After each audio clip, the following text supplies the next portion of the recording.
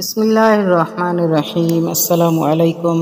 شاہ کربلا قصے چینل میں تمام ویورز کو خوش آمدید کہتے ہیں۔ ویڈیو کو مکمل دیکھیں۔ جب ویڈیو اچھی لگے تو ویڈیو کو لائک کریں اور چینل کو سبسکرائب ضرور کریں اور ویڈیو کو شیئر کریں تاکہ اس طرح کی سبق آموز ویڈیوز تمام مومنین تمام مسلمانوں تک پہنچتی رہیں۔ خصال صدوق کی روایت میں اس طرح سے ہے کہ حضرت علی علیہ السلام نے اپنے اصحاب سے تنگ دستی رزق کے بعد فرمایا، کیا میں تمہیں ان چیزوں سے آگاہ نہ کروں کہ جن سے رزق میں وسعت ہوتی ہے، رزق میں برکت ہوتی ہے؟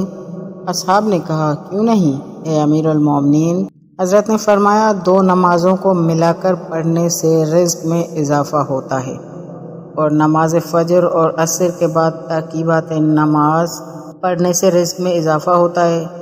صلہ رحمی وسعت رزق کا سبب ہے۔ آپس میں تمام رشتہ دار جب جھگڑتے ہیں اور جب جھگڑتے ہیں تو یہ جھگڑنا رزق میں تنگی کا سبب بنتا ہے، جب صلہ رحمی کرتے ہیں تو رزق میں برکت کا سبب بنتا ہے۔ گھر میں جھاڑو دینے سے رزق میں اضافہ ہوتا ہے، مطلب کہ صفائی نصف ایمان ہے۔ گھر میں گھر کو ہر وقت صاف رکھنا نصف ایمان ہے۔ خدا کی راہ میں برادر دینی کے ساتھ مواسات قائم کرنے سے رزق میں زیادتی ہوتی ہے۔ صبح سویرے رزق کے تلاش میں نکلنے سے رزق میں اضافہ ہوتا ہے۔ استغفار کرنا وسعت رزق کا سبب ہے۔ امانت داری رزق کو بڑھاتا ہے۔ سچ بولنا روزی کے اضافے کا سبب ہے۔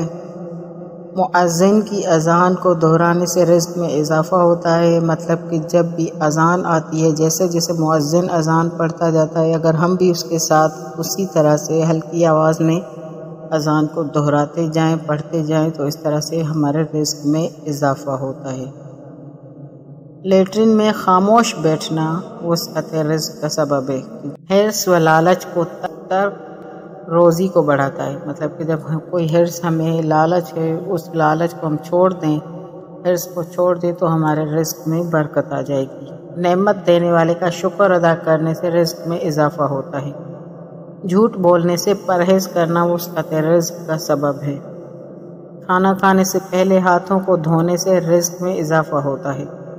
کھانا کھاتے وقت جو غذا دسترخوان یا زمین پر گر جائے اس کو اٹھا کر کھانے سے رزق میں زیادتی ہوتی ہے۔ جو بھی ہر روز 30 مرتبہ سبحان اللہ کہے تو خداوند متعال اس سے 70 بلاؤں کو دور کرے گا۔ اس میں سے آسان ترین فقر و تنگ دستی ہے۔